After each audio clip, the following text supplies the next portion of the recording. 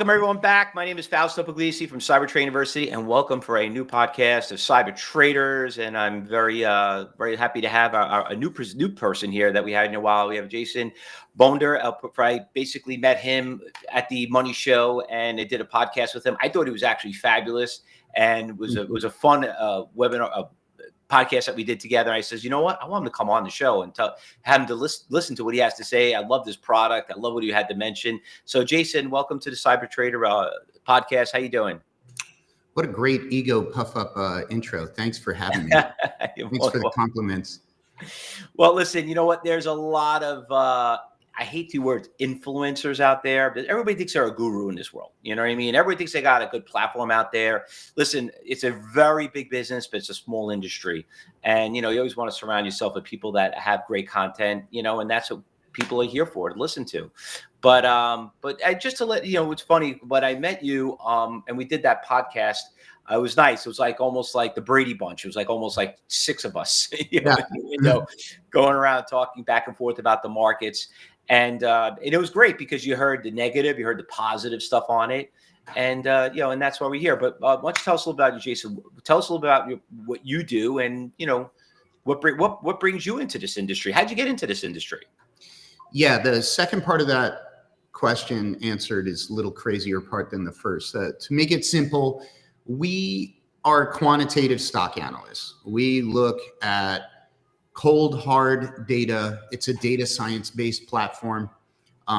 We score and rank over 5,500 stocks daily using 120 data points and all these sub-algorithms. We look at fundamentals. We look at technicals.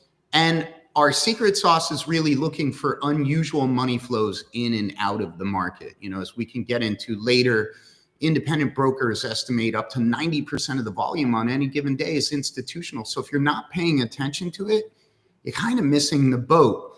So what we look for is when huge money flows are moving into the highest quality stocks and vice versa, money flows out of the weak ones.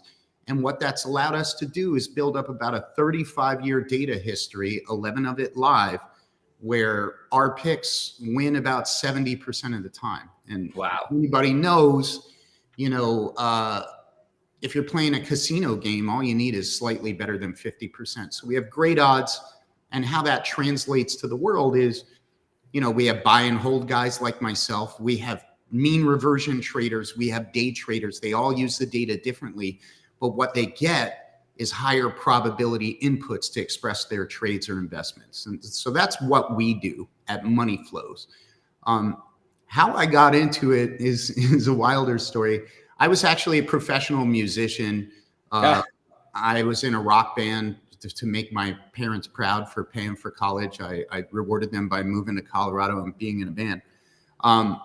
But after that didn't work out, I moved to New York. I wrote music for TV commercials and fashion shows. And after 9 months of work and composing a ballet that I conducted at Lincoln Center, I made $1,500 before taxes. Wow. So then I landed a job on a derivatives desk. You were loaded. Loaded, rolling in it in Manhattan, no less.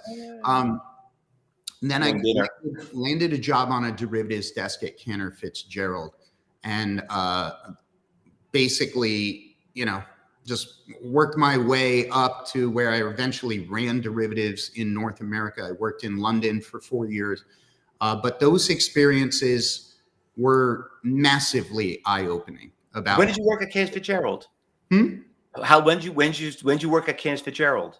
I actually went to work there July 1st of 2001, and I trained on the 104th floor of One World Trade on the U.S. equity derivatives desk, and then I was transferred to London. So I literally missed 9/11 by about 5 weeks.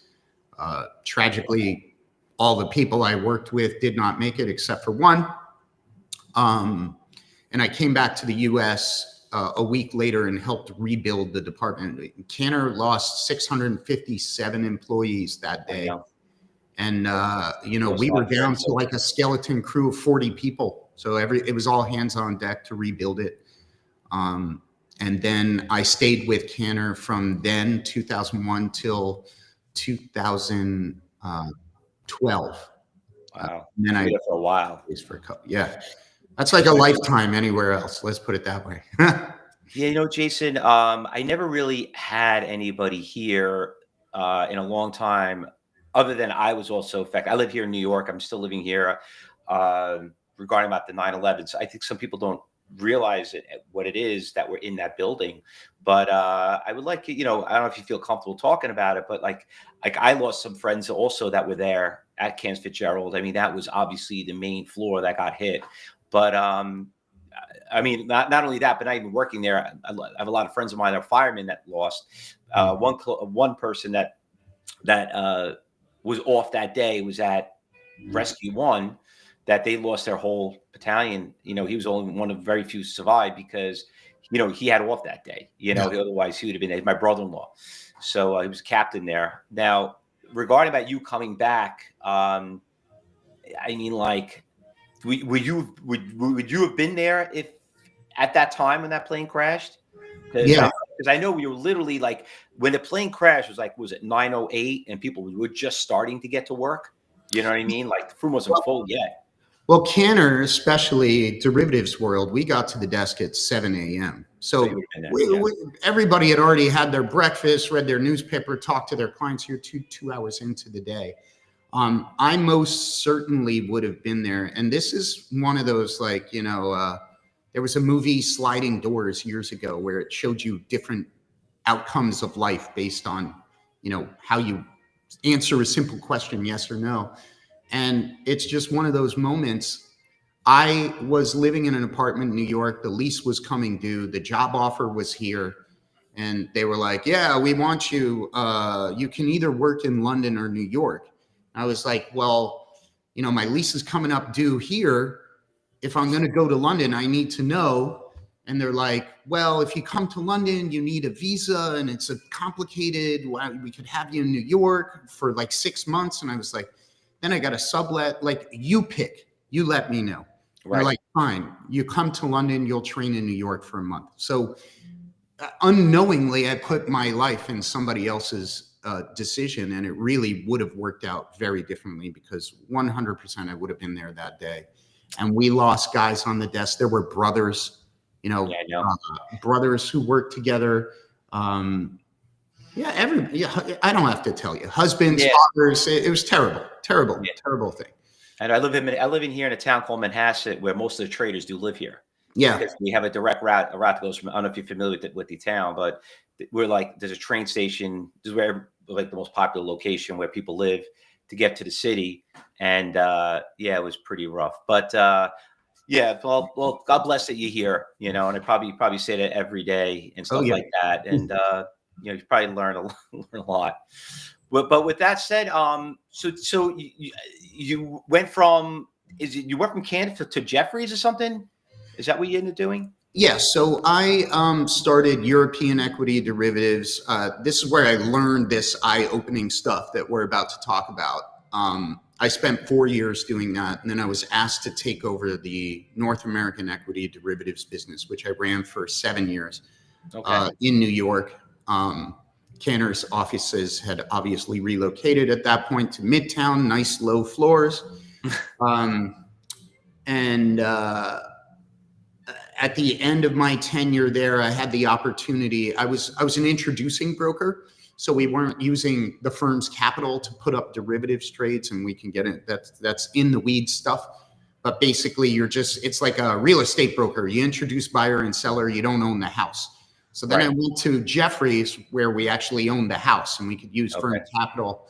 And I spent 2 years doing that. And to be honest, I got kind of tired of the bags under my eyes and the pressure. And I moved to Florida and started this business, which is now Money Flows.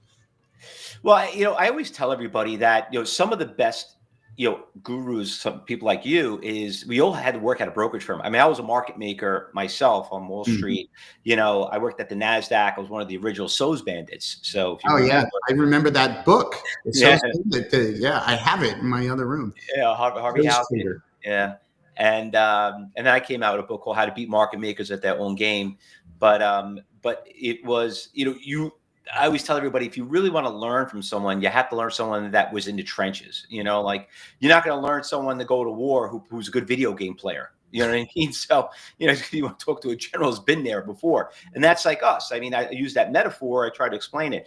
But that's why I was very impressed about what you were going to show everybody, how you use your derivatives and your platform, because that's what Wall Street uses. That's how you found the niche. And what's crazy about it, that Jason, is that when you start, it's not when you get into this business, you never, do what you started. You end up finding something like, oh my God, that's what I want to do. Because when I started, which everyone does in this industry, you start as a stockbroker and you hate it because you're just a glorified salesman, Yeah. And then, but I always found out, I'm like, who makes the most money? It's the trading department. You know what I mean? I'm like, damn, that guy's got all the time he wants and everything. So, and that's how I got here today. And I guess that's how you got to that. So you left Jeffries, and then you built the money flow. Is that what you came up with? Yeah, we came up with the platform, but the incubation was really while I was still running derivatives at Cantor and eventually Jeffries. And I think there's a beauty about going to work on Wall Street, right? If you go to work in law, you're standing up for the downtrodden. If you're working in politics, there's all these other reasons. I really believe Wall Street is it may not be the nicest, but it's the most honest industry because everybody goes there to make money, right? That's why you show up. So that's why I went, and I really wanted to know what made stocks go up and down. And I ended up at a brokerage firm, and nothing against brokers. Brokers make money when they consummate trades and they take a commission, take a little snippet. So they don't care what makes stocks go up and down. They just want you to trade. So I learned that that wasn't giving me the information that I wanted. But what was so there was this little, I was really lucky. After 9/11, I came back to London, and my clerk job was gone. I was getting everybody coffee, making teas in London and getting abused. And that job was over, and they threw me in the deep end of the pool, and I just had to go find clients. And the most random thing happened. The biggest trader in Europe at the time thought all the brokers were trying to rip him off. And when I say broker, I was an institutional broker. So my clients were hedge funds, big banks, institutions, prop traders, pension funds, like the big money. This guy thought everybody was lying to his face. And he's like, give me your most junior, know-nothing guy. And I was that guy. So I ended up covering this guy, and he wanted me. He said, Jason, I want you to tell me every trade over 5 million euros that happens every day in every stock in Europe. I was like, huh? Like I would literally just have to be staring at screens all day. So I got to programming computers. This was around 2001. Programming computers to identify big trades. And all of a sudden I got this list of a subset of the whole market's volume, this little list of big trades. And I started to notice certain patterns, how they were executed, what happened after they were executed, what happened to the stock price 1, 3, 6 months. And it was very impactful and eye-opening. And it was the beginning of me understanding that big money is ultimately what moves markets. And they pay brokers like me to keep it quiet. And this is one last point. The eye-opening moment. One time we did a trade for a huge account, and the very next day I saw him on CNBC, and they were like, tell us about your Apple position. I think it was Carl Icahn. And he was grinning and laughing, and you saw the little price of Apple on the screen. It was like up 2.3%. You calculate the notional, it was billions of dollars. And he's laughing. But you know what he wasn't doing? He wasn't telling you when he was buying it or before he was planning on buying. He told you after he bought it. But they all do that. Why would you tell them that you were in positive? That's right. Those types of mechanics, though, kind of tell you where you need to look to identify stocks that go up or stocks that go down with good probability. Otherwise, it's just kind of, 50-50. I don't like 50-50. I like much higher odds. Yeah, it's like black or red. It's like 70% is a lot higher. So tell me a little bit about this. the platform that you came up with. But before I show it, we're going to share it with you. Obviously, the really big news, which a lot of things are coming out. I don't know how it's affecting your business or you're implementing. How is AI getting into this? Are you getting involved? Because now people's like, what do I need you for? I could use these program trading algorithms that use AI. Yeah. Well, I think we're using AI in a different way. First of all, Money Flows, the platform, is powered by something we call map signals. That's kind of the IP, the formulas, the math. And we say that's powered by quantitative intelligence. So it's not AI, it's QI. So what does that mean? Well, I was in a very unique position for years, more than a decade, 14 years on Wall Street, actually physically handling these large trades for huge clients. And I got to interview them. I didn't waste the opportunity. I asked each portfolio manager, hedge fund manager, execution trader, risk manager, prop trader, blah, blah, blah. How do you pick your stocks? How do you know what's going up? One guy was looking at sales and earnings growth, a guy like Louis Navalier, big growth manager. One guy was looking at volatility, a guy who ran a huge $6 billion volatility fund. One guy was looking at cash flow from operations. And I took all this stuff like a chef studying all the other chefs, and I put it in my recipe book, and I started writing formulas to identify good, medium, or bad. And I just created my own recipe. I threw out what I didn't like. I kept what I did. And the beauty is we use publicly available data. And there's a funny analogy a client once told me, and he's like, it's kind of like you and Gordon Ramsay go shopping at the same supermarket, but the results aren't going to come out the same, you know? Mm-hmm. So we use the same data that everybody else has, but looking at the world through this large money flows gives us an advantage. So what is the platform all about?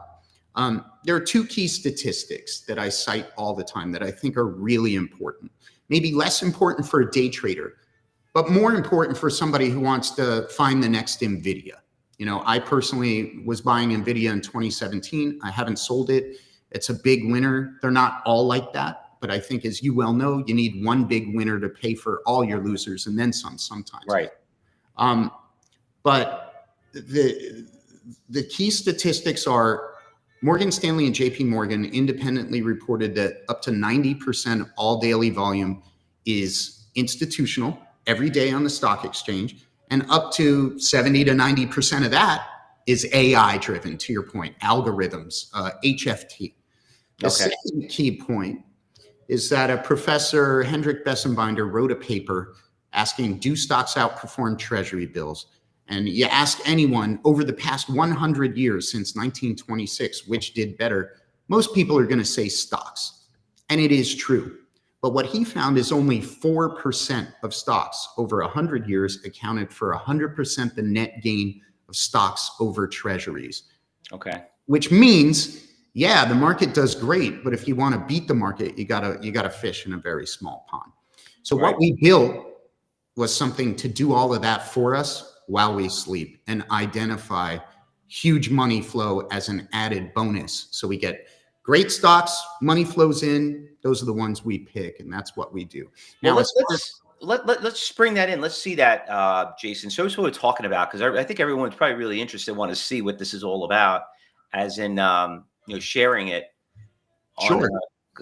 So yeah, hopefully you're looking at my screen, right? Yeah, we can see it perfectly. Okay, this blue line here is the SPY. That's the S&P tracking ETF. The amber line is our most popular indicator called the Big Money Index. And all this tells us is when money is flowing into a market or flowing out. You can think of it as the buyers have control over here, the sellers have control over here. When it goes red, it's usually overbought, and that can be a very prescient indicator when to lighten risk. And when it goes below the green, it's oversold. And the easiest way to show you this is to go back to COVID, because it's so, blindingly apparent. You'll look over here, our Big Money Index was overbought. We're out there telling our clients, hey, this is unsustainable. We think risk is going to come out of the market. And then all of a sudden we go oversold and we're saying, hey, it's here. I don't know why it's here, but it's here. And what do you see? You see the S&P rising. Money's flowing out, but the market's rising. And then all of a sudden we find out about a virus that's going to threaten us all and change our way of life.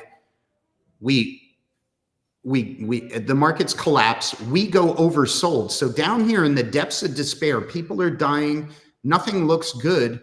We're out there saying, hey, our indicator is oversold. Selling is unsustainable.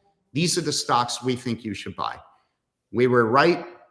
We had a massive run and then money floods back into the market. And this cycle is observable time and time again. We go oversold, I'd say once every year and a half. It doesn't happen always. Super popular indicator. And another way to visualize what this looks like, let's see if we go to equity flows. Yeah, it'll take us back to the past year. What we do, you can't really see on a chart. Like if I take SPY away, you see the greens is unusual inflows every day, and the reds is unusual outflows. What we'll notice is, hey, this was disgusting over here. A lot of outflows, huge selling, unsustainable selling. When I pop the SPY back in, you'll see it lines up right with the trough.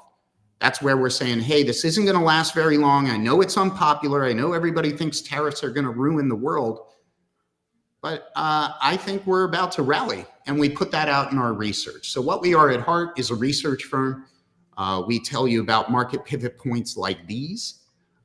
We can actually drill down on a per day basis and tell you which stocks are bought or sold on a given day. So actually yesterday, there were huge inflows into technology. And we can go ahead and actually show you exactly which stocks people were buying. And they're ranked highest quality to worst. So this is our overall score. Jason, how you getting this data in there? I mean, where's this data? What's this data working off that it's giving you those signals? Yeah, so that's sort of the beauty is we coded up algorithms years ago to look at what we think is an unusual inflow or outflow. And this came about because I handled a massive trade in which I accumulated 6% the float of a stock of a company. And I didn't know who I was buying for until the news hit the tape, a 13F filing that a massive fund manager took a material stake in ownership. So I realized that I could program algorithms to show me trades like that without having to be on the trading desk. And that is what you're seeing here. And it's probably much easier to see on a per stock basis. So if I go over here, and well, the one stock it looks like I own it now. I just bought it a couple of days ago. Could you bring up MSTR? Oh yeah, it's that MicroStrategy. Yeah, I mean, I think I got destroyed, but it's obviously. Yeah. So this is sort of the difference. First of all, let's look at those signals that you were talking about. You can see here, money flows started flowing out in August, started flowing out in September. You had that little V-shaped recovery, and then it was just getting crushed. I'll come back to MSTR in a second, but we can go look at an actual individual ETF, the grayscale Bitcoin ETF, and we're going to see IBIT. This BTC. A BTC, okay. Grayscale Bitcoin Mini Trust. It's a tracker, but I mean, very clearly here, let's just look at a 3-month chart. Yeah, you had these little bounces, but the downtrend was clear. And obviously Bitcoin has collapsed like 40%. I know it's painful for a lot of people. But what we're seeing, if we go back to MicroStrategy, is that affects obviously Mr. Saylor's stock. But what we look at is an overall score of 26 that is negative, a technical score very weak. These are all out of 100, and fundamental score of 33. Now, MicroStrategy is a little unusual in that we look at fundamentals. I look for 1 and 3 year sales growth, 1 and 3 year earnings growth, and profit margins. He's obviously just a huge Bitcoin bet, so we can't compare him to a McDonald's. But I try and be agnostic to the market because out of 5,500 stocks, I probably only care about maybe 100 of them. So I'm looking for the best fundamentals. I'm looking for strong technicals. So right now, if anything, this is prime for a bounce, I think, like crypto in general. But the downtrend is clear. But you can see these signals, to your question. Those are the money flow signals that we developed that help us give us an edge in determining. Is it starting to make a turn now, or is it, how are you seeing it?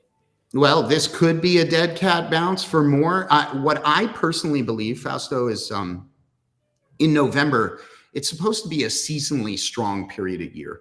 And November is the strongest month of the year since 1990, with 74% of them being positive, with the average gain of the S&P 2.54%. That's a great stat.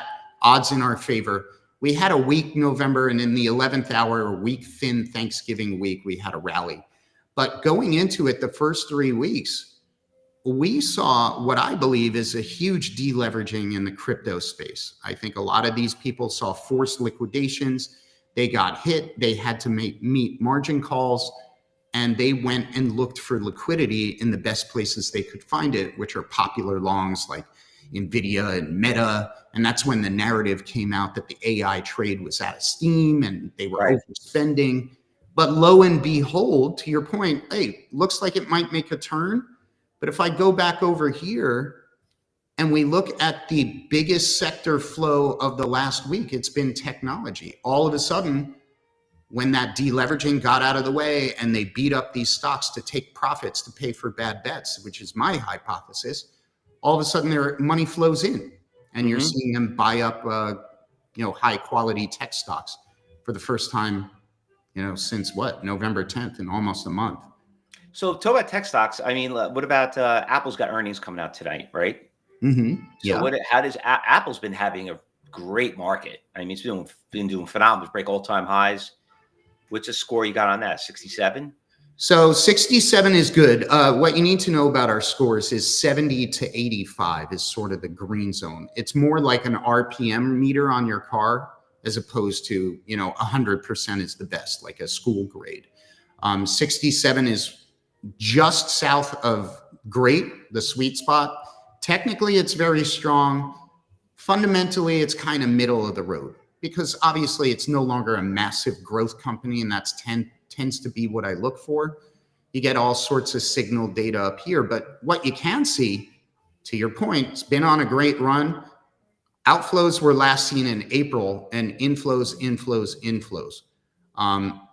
We look at the fundamentals. Again, I'm a growth guy, so it's got kind of flat growth, not very exciting. A huge profit margin, which is great. They're heavily levered. So in my personal opinion, there are better stocks out there. But how a day trader might use this data is sometimes potentially even mean reversion, right? You see a signal here, you might get a couple of days of, let's go back over here. You got a buy signal, massive volume moving in. What usually happens to stocks when that buyer steps away? You get a reversion, stocks come in a little bit, maybe it flatlines. The next leg up is another huge volume swell in. You can think of these green swells as like volume. So if you get a big buy here, short term, I would say we're probably going to dip a little bit. Obviously, earnings has much to do with that, but clearly the market is expecting great things from earnings. If anything, I would expect probably underwhelming. Even if they meet earnings and guidance is even slightly rosy, they might sell it to take a profit. That's sort of the short-term view. The long-term view, however, is money flows moving in. Typically, these billion-dollar funds and guys with massive research budgets and analysts and CEO calls and tech conferences and all the things that you and I don't have, they're typically not pouring tons of money into massive market cap stocks because they think they're going to go down. That's not short covering is what we're looking at. So longer term, I'm bullish on this stock. Obviously, everybody holds it. It's in every major index. It's a huge component of everything. But yeah, that's kind of two views from the same window, if you will. So let's just show me, let's see one more before we tell everyone. And by the way, if anybody wants to see what Jason's going to be doing a workshop with CTU, if anyone's interested, I'm just going to post up the QR code right here. just take your phone. You could scan that QR code if you send by your computer, and we'll get you that link to come back and get his website and get his promotion for his event that's coming up. Show us a good one that you see that's got a very high score, and I like to see your heat map that you have on there that's kind of showing your indicator on that one. Well, I'll do you one better. Because you can go into daily flows, like I said, and see which stocks are being bought on any given day. So right now we're looking at technology, and it ranks them highest to worst. That said, there's a tab in here that's just top ranked equities. And what we do is we score 5,500 stocks every single day, and then we separate them into broad sector groups. So here we kind of mashed energy, materials, industrials, and utilities together. We can go in here and look at the highest ranked stocks. This isn't necessarily seeing inflows. We have a different report that layers the inflows in. That's called the Outlier 20. That comes out each week, and that's our strongest signal. But if we're just looking at great quality stocks, and let's say you guys are sector traders and you're in the industrial space, First Solar looks great to me. Why? Fundamental score 83.4, technically very strong. Has an overall score of 81. Get a little description here of what they do. Sorry, say again. Right, I'm going to look it up right now and see what it's look like it's doing. I'm looking at the intraday chart. As a day trader, it looks like it's been channeling between 230 and 275. It's been on a downtrend the past, since the beginning of December, which is only 3 days. But you're seeing it's got a high score of you think it's got to push on an uptrend? It's been overall since July. It's been great. It's been a 150. It's almost over $100. Yeah, it's doubled since April lows. April, which is outperforming pretty much, a lot. It's definitely in the low single-digit percentiles of performers out there. But what I see is money flows in, and then, you got this reversion. So short-term traders love behavior like this, right? Yeah. Long-term traders love to see this. This over here is when it appeared on that top 20 report. So what we do is we take those high-ranked stocks, which I'll show you a couple more before we move on, because I know I'm jumping around. We take those high-ranked stocks, and we see when we get this green signal on a highest-ranked stock, it appears on the 20 best of report each week. When you get frequent occurs like this, plus inflows in, I am highly confident that this stock is going to see 300 before 200. So the longer term trend for me is up. Short term trend may be right. We're in a short term downtrend. We're in a pullback. We're in a consolidation period, whatever, a give back. But with stocks that have superior fundamentals, look at this: 1 year sales growth 27%, 3 year sales growth 14%, 1 year earnings growth 54%. The 3 year earnings growth is not optimal, negative, but it makes a profit margin of almost 31% with a 9% debt to equity ratio. So these fundamentals look really strong. Wow, pretty cool. On the technical side, we have great inflows, 52-week highs. We look at moving averages, 50, 100-day, 200 are stacked on top of each other. That indicates an uptrend. So you get all these metrics at your fingertips. Let's just give you a couple more top-ranked equities, because I don't want to leave. Do one here, because let's look at Tesla really quick. The reason why I ask you that is because the banks, some of the banks were ripping the stocks. It's way, way, way overvalued. So does Michael Burry, right? He thinks it's super overvalued. He says super overvalued. At $400, they don't really qualify what they're making with their cars and stuff. But obviously, it's it's everything else. He's got the robots coming out, the autonomous driving, all that. I mean, I own one. I love it, but but they took the mandate away from them. But it looks like it didn't affect it too much. It's been pretty volatile though this past. It has been volatile. We full disclosure, bought it back in April when everybody was beating up on it. Sometimes I will do value trades. Overall, I'm probably a trend follower. I buy into the trend. I like higher probabilities for the longer term hold. Again, I'm a buy and hold guy. But if we look at the score right off the bat, It's a little better than mediocre, but really what's pulling it down is the technical. And even in the technical, it's just in this sideways channel here overall. We saw big money flows moving in September. Nothing really happened since then. But what I will tell you is if we go over here and we look at every time it's been on the top 20 report, I can go down here and show you this stock since the very first time it was on the top 20 report is up 12,500%. Now, obviously for day traders, you're not sitting around waiting years and years and years, but this is what we're trying to do. Our ideal holding time is usually around 9 months for a buy and hold guy. Okay. For the short-term guys, they're looking for mean reversion signals. For the swing guys, they're looking for both, either, you know, trend breakouts or mean reversion stuff. So different people use it different ways. But yeah, I mean, I own this stock. I'm with you. I think it's an exceptional company, but I'm willing to tolerate volatility as we continue to get our payoff. Does this work on ETFs like TSLL? Yeah, let's check it out. And again, this is more for our advisors. We have advisors out there, wealth advisors. We have an ETF product here. You get to see the top ranked ETFs. I just clicked the wrong one here. So these are our top ranked ETFs right now. And we can filter for liquidity to show, you know, ones that have sufficient institutional liquidity. Hello, there we go. Okay.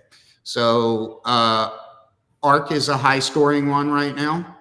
And the reason these scores are lower than stocks is if I click into one, for instance, you just asked me what was it? TSLL.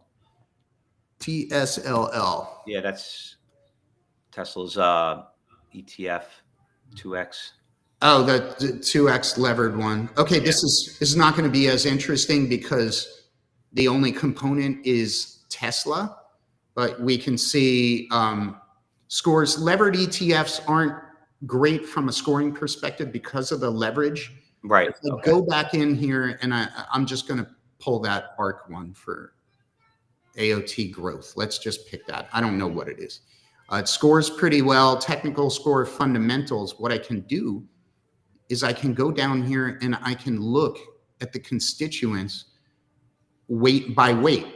So 10.6 of this percent of this fund is NVIDIA. It's a very high ranking stock. AMD, you can go into the individual components and look at how their scores rank and what the money flows are doing. So like Toast, I know it's a very high quality fundamental company, but technically it's been beaten up. So if I was an options trader looking for a reversion trade, I'd probably be selling puts and buying calls maybe 6 months out here. So there are many different ways you can use this, but on the ETF side, not only can you get these top ranked ETFs, but you can also see the flow direction. So we had huge selling in November. Now we're starting to see little green shoots of buying. If I scroll down here, we can see the focus. Well, there are equity inflows in the past day. And by the way, you can change this time frame. Somebody was selling a fixed income. Not a lot of action here, not a lot of stuff to talk about. But if I go back and let's say look since November 15th, just for argument's sake, we can see a lot of equity outflows, tons. Wow. And tons of currency outflows. And those were the crypto space. That's part of how I know there was deleveraging, because it was also going on in the equity version of the crypto markets.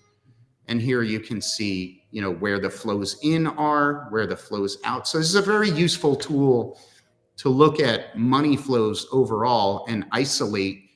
When you get a money flow signal, you want to be investing in the highest quality stocks or ETFs.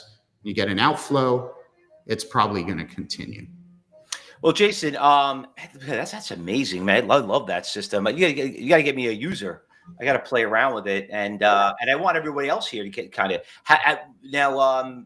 Is there a fee for it? How does that work when you get the program? How does it work? Yeah, so we basically have 3 tiers. Okay. The individual tier is more for the older school newsletter buyer. They get PDFs and they get very limited portal access.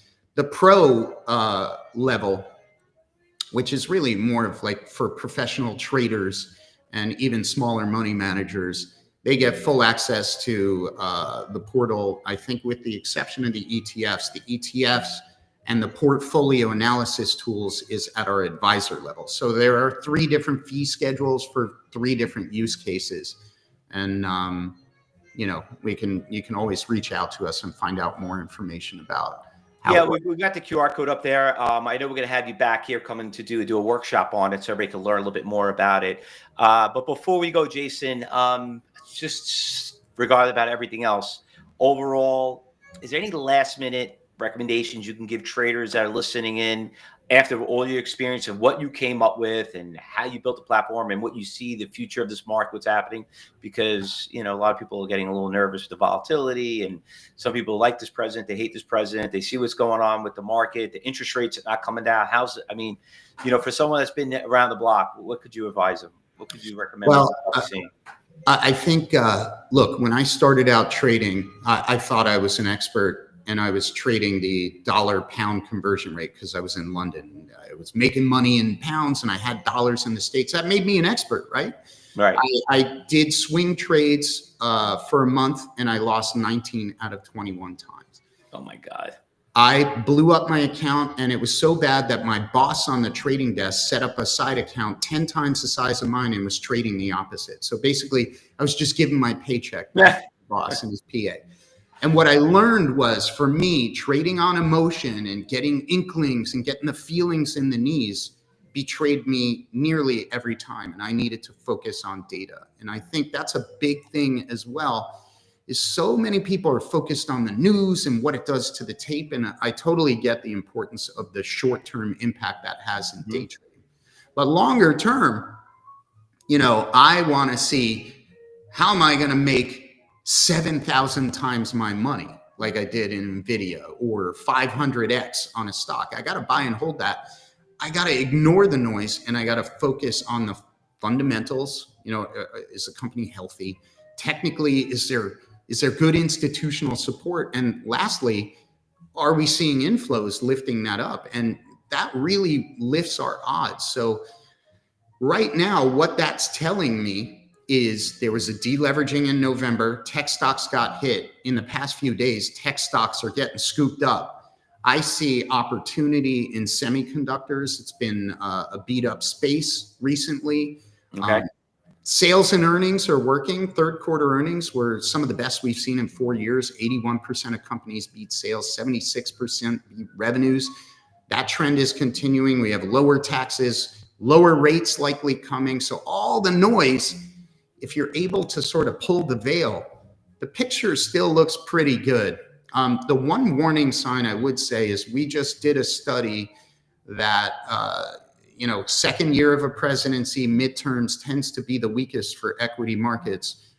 Well, first and third quarter are kind of weak, second are kind of flat, and the fourth quarter tends to be very strong. Okay. But historical averages aren't always the case, but it's something to keep an eye on. But I like tech. I like growth. I think it's been sort of under allocated on the small and mid cap side for the next year. And I think there's a lot of opportunity there. So you still think it's undervalued? So at the program that you're having, you're looking at it, you're still seeing there's still opportunities. The only issue I have with that is some of the stuff's still expensive. It is. It can be expensive on a PE ratio basis, but I do point out, PE ratios can fall 2 ways, right? The price can collapse to give you a PE ratio that comes back to earth, so to speak, or earnings can grow and the price can stay the same and the PE ratio can collapse, or the price can even rise and the earnings growing faster. And what we're seeing, again, 81% of company beat earnings, 76% beat sales estimates.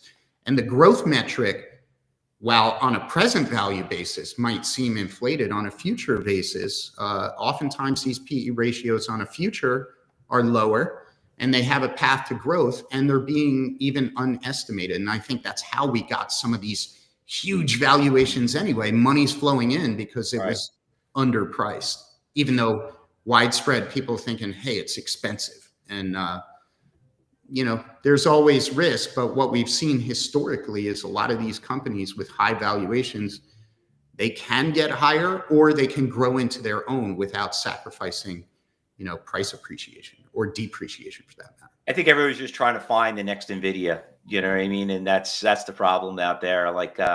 But I totally agree. I think some of them are still undervalued. And I always tell everybody, listen, they're going to go on sale. It's a market gets hit. You had a sale that happened with COVID, but that's a long time ago now. But you had a sale that was right around on Liberation Day, which is on April. So when those opportunities do come, and they will come again, just be ready for it and just be in cash. So really, but they never feel like opportunity, right? They feel scary and disgusting, and you want to puke when you open your account. But that is usually the opportunity. You know what, Jason, we wouldn't be here today if there wasn't opportunities every day. So that's why we love what we do. But thanks for coming, Jason. I really appreciate it. And everyone here, take your phone, scan the QR code. We'll post up the link how to get to his website, and he'll get you a demo and everything else. We're looking forward to having you back here on that workshop. So if anyone wants to register, please scan that QR code, and we'll have them at our Cyber Expo. Jason, it was great to seeing you. I look forward to seeing you in person, and we definitely got to have you back. Great seeing you. Sorry about the sun washing me out here, but oh, thanks. Appreciate it. I'm over here with the freezing cold in New York. So at least you were the smart one. You just left. I just got back there down in Miami. Let me tell you, I'm this close of getting there. Just but one last thing. Are you a native New Yorker, or did you that's why I forgot to ask you that. You said you're in the city. But where were you? You lived the city your whole life, or you came from somewhere else? I'm a poser. I was born in North Miami Beach, but I left when I was 2 years old. I moved up and down the East Coast. I actually went to high school in Essex County, New Jersey, so just out of Manhattan. And I didn't really come to New York City until after I was in that band, and I came to write music in the city and be a successful musician there. But I moved there around 2001. I was there for solid 14 years or so. You still jamming? I still jam. I got the guitar in the back. I don't know if you can see it. I got my music books, Led Zeppelin. I see that. I had a student of mine. I trained him, and he thanked me so much. He actually was from Netherlands, and he was one of the vice presidents of the Netherlands for Gibson guitar. No way. So he bailed. He as a gift. I can't play. I don't know what it is. I can probably have to end up selling it. But he sent me a Hummingbird limited edition guitar. Oh yeah, those are beautiful. It is. It's the most beautiful thing I've ever seen. It's in a coffin that's purple inside and everything. But I'm not going to do with it. But he goes, just have it. I'm just going to give it as a gift, as a thank you. So maybe you could tell me what I could do with it. But who wants you could sell it for a lot of money for sure. And you can definitely give me the guy's number. Well, thanks a lot, Jason. And like I said, we'll get those shorts out for everyone. Jason, thanks for being here. Everyone, thanks for being here. And we'll see you back next week for another episode of Cyber Traders. Thanks so much for having me. Talk to you next time.